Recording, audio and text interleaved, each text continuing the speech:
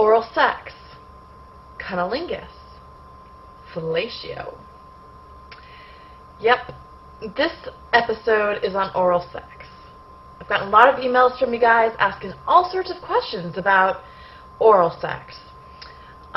Most of them, it's some sort of problem, and some are big problems, some are small. You guys just kind of wanted a bit of insight or information.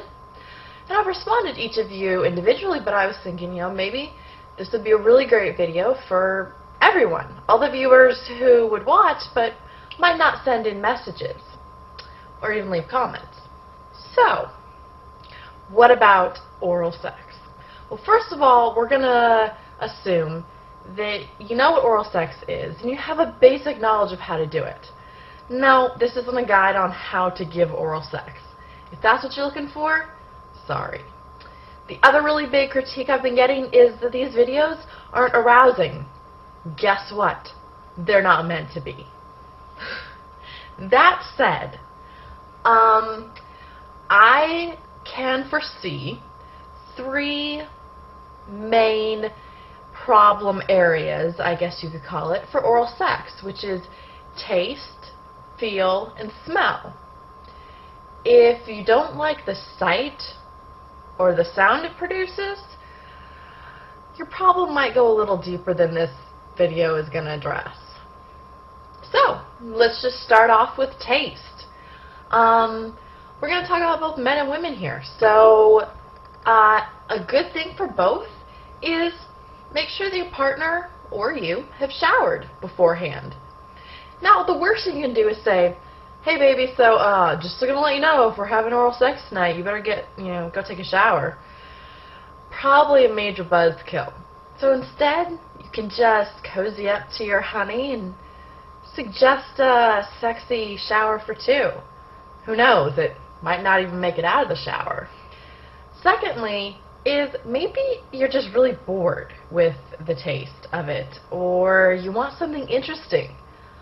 I highly recommend a great way to spice up your love life is to get some flavored lubes. Now, one thing you want to definitely be sure of is that if you get a flavored lube, it has absolutely no sugar in it. Some of them out there still do. And if there's sugar in it, you're not going to want to put it anywhere on her. And if it's on him, he would have to wash up and make sure it's all off of there before you had vaginal intercourse. Because any sugar up inside of her is going to cause a lot of problems. So, go out there, look for some flavored lubes. In a couple episodes past this, I'm going to actually be talking about some of my favorite ones, some that I've heard really great comments on. But go browse the internet, browse your local sex store. Some of you guys have great ones, some they're a little seedy. But the last issue is on taste is swallowing. Men and women kind of have different views on this.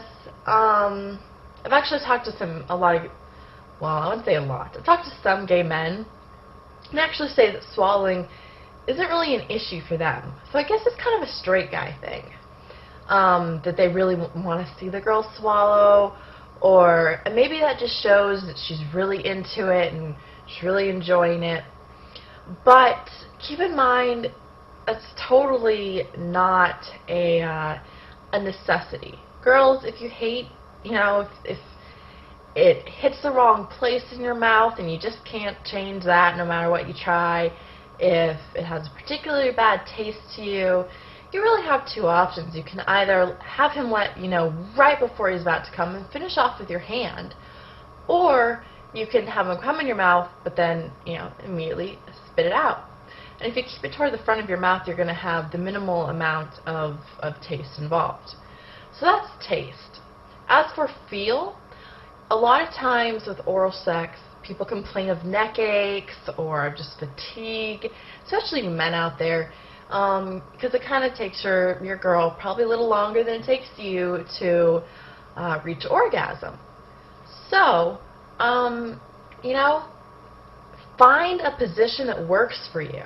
There are so many different possibilities. Not all of them are going to use your head in the same way. In fact, you don't even need to stay in the same position while giving oral sex the whole time. Try it one way, try another, and that's going to give different parts of your neck a rest as you go on. So really, when it comes to feel, just find a position that's going to let both of you guys kind of put in the most minimal effort. Because that way you can focus on not trying to support yourself. You can focus on what you're doing and enjoy it. Enjoy giving and enjoy receiving. So yeah, just don't think that just one position is the way to go. Try different things out. The last is smell. Again, this goes back to make sure you guys have taken a shower. Or flavored lubes will work with smell as well. If you guys really have a problem beyond that, there's probably something wrong going on. Whether it's an infection or, I don't know. I think this complaint is becoming more and more common because we live in a more and more sanitized kind of world. Everything has to just be bleached clean. Whereas before, or even now it can be this way, the smell itself has a ton of pheromones in it, and it can be incredibly arousing. You know, when you know your lover's scent, their sexual scent, and you get to smell that up close, as long as they're clean and there's no infections going on, it probably shouldn't be a bad thing. Which kind of leads me into my last point, and I know I'm just touching on everything really briefly, but it's a huge topic. I'm trying to keep it short. So my last bit to say is, you know what? I've gotten a lot of emails from the ladies saying, what the heck is up? What is up with guys not giving oral sex or not doing it very often? You know, I think women more and more are getting used to giving oral sex, and that being the expected and not the taboo these days. And I think guys are kind of keeping along, but now I'm getting all these emails from women, and I'm kind of having to question that. I think that oral sex is especially if you're not doing 69 or mutually giving oral sex, one person is receiving pleasure while the other person is giving it.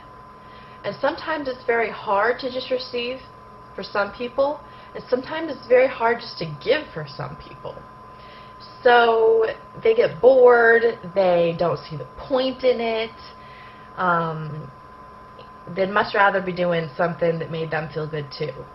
But the truth is, a lot of women report only being able to orgasm through oral sex. So men, by saying, yeah, you know what, I'd rather be having sex, like vaginal sex, you might be completely depriving your partner of an orgasm, or maybe just the most intense orgasm. She might be able to orgasm from intercourse, but she might even be able to orgasm more or harder or more intensely through oral sex.